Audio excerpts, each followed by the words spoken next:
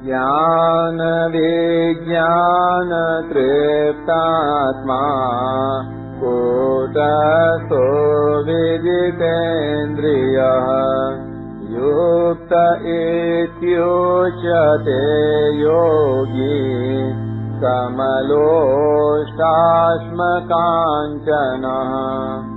8वां श्लोक।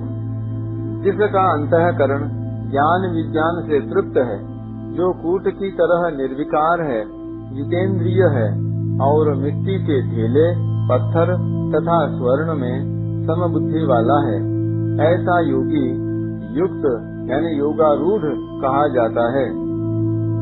व्याख्या। ज्ञान विज्ञान तृप्तात्मा, यहाँ कर्मयोग का प्रकरण है, अतः यहाँ कर्म करने की जानकारी का नाम ज्ञान है और कर्मों की सिद्धि असिद्धि में सम रहने का नाम विज्ञान है। स्थूल शरीर से होने वाली क्रिया, सूक्ष्म शरीर से होने वाला चिंतन और कारण शरीर से होने वाली समाधि, इन तीनों को अपने लिए करना ज्ञान नहीं है। कारण कि क्रिया, चिंतन, समाधि आदि मात्र कर्मों का आरंभ और समाप्ति होती है तथा उन कर्मों से मिलने वाले फल का भी आदि और अंत होता है, परंतु स्वयं परमात्मा का अंश होने से नित्य रहता है। अतः अनित्य कर्म और फल से इस नित्य रहने वाले को क्या तृप्ति मिलेगी? जड़ के द्वारा चेतन को क्या तृप्ति मिलेगी? ऐसा ठीक अनुभव हो जाए कि कर्मों के द्वारा मेरे को कुछ भी नहीं मिल सकता, तो यह कर्मों को करने का ज्ञान है। ऐसा ज्ञान होने पर वह कर्मों की पूर्ति अपूर्ति में और पदार्थों की प्राप्ति अप्राप्ति में सम रहेगा, यह विज्ञान है। इस ज्ञान और विज्ञान से वह स्वयं तृप्त हो जाता है, फिर उसके लिए करना, जानना और पाना कुछ भी बाकी नहीं रहता। कूटस्थ। टिप्पणी।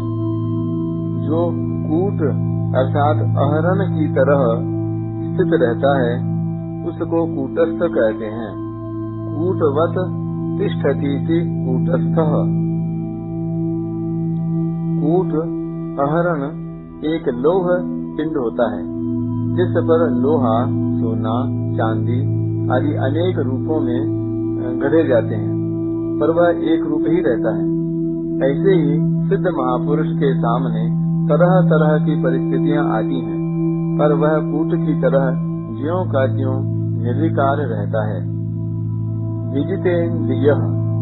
कर्मयोग के साधक को इंद्रियों पर विशेष ध्यान देना पड़ता है, क्योंकि कर्म करने में प्रवृत्ति होने के कारण उसके कहीं न कहीं राग द्वेष होने की पूरी संभावना रहती है। इसलिए गीता ने कहा है, सर्व कर्म फल त्यागम ततः कुरु यथात्मवान, अर्थात कर्म फल के त्याग में जितेंद्रियता मुख्य है। इस तरह साधन अवस्था में इंद्रियों पर विशेष ख्याल रखने वाला साधक सिद्ध अवस्था में स्वतः विजितेंद्रिय होता है। समलोष्टाश्म कांचनः। लोष्ट नाम मिट्टी के ढेले का, अश्म नाम पत्थर का और कांचन नाम स्वर्ण का है। इन सब में सिद्ध कर्म योगी सम रहता है। सम रहने का अर्थ यह नहीं है कि उसको मिट्टी के ढेले, पत्थर और स्वर्ण का ज्ञान नहीं होता। उसको यह ढेला है, यह पत्थर है, यह स्वर्ण है, ऐसा ज्ञान अच्छी तरह से होता है और उसका व्यवहार भी उनके अनुरूप जैसा होना चाहिए वैसा ही होता है। अर्थात वह स्वर्ण को तिजोरी में सुरक्षित रखता है और ढेले तथा पत्थर को बाहर ही पड़े रहने देता है।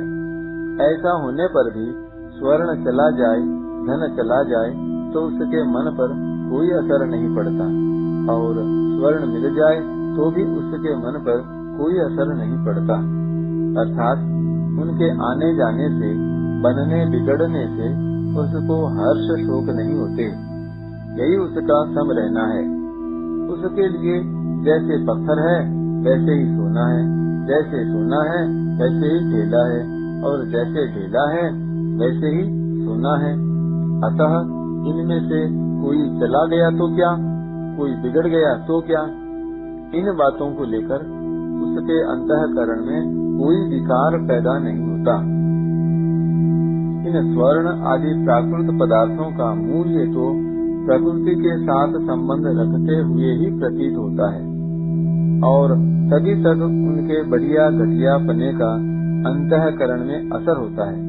पर वास्तविक बोध हो जाने पर जब प्रकृति से संबंध विच्छेद हो जाता है, तब उसके अंतःकरण में इन प्राकृत भौतिक पदार्थों का कुछ भी मूल्य नहीं रहता, अर्थात बढ़िया घटिया सब पदार्थों में उसका समभाव हो जाता है। सार यह निकला कि उसकी दृष्टि पदार्थों के उत्पन्न और नष्ट होने वाले स्वभाव पर रहती है, अर्थात उसकी दृष्टि में इन प्राकृत पदार्थों के उत्पन्न और नष्ट होने में कोई फर्क नहीं है। सोना उत्पन्न और नष्ट होता है, पत्थर उत्पन्न और नष्ट होता है, तथा ढेला भी उत्पन्न और नष्ट होता है।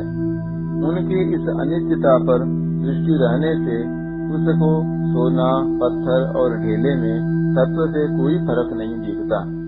इन तीनों के नाम इसलिए लिए गए हैं कि इनके साथ व्यवहार तो यथायोग्य ही होना चाहिए, और यथायोग्य करना ही उचित है, तथा वह यथायोग्य व्यवहार करता भी है, पर उसकी दृष्टि उनके विनाशी बने पर ही रहती है।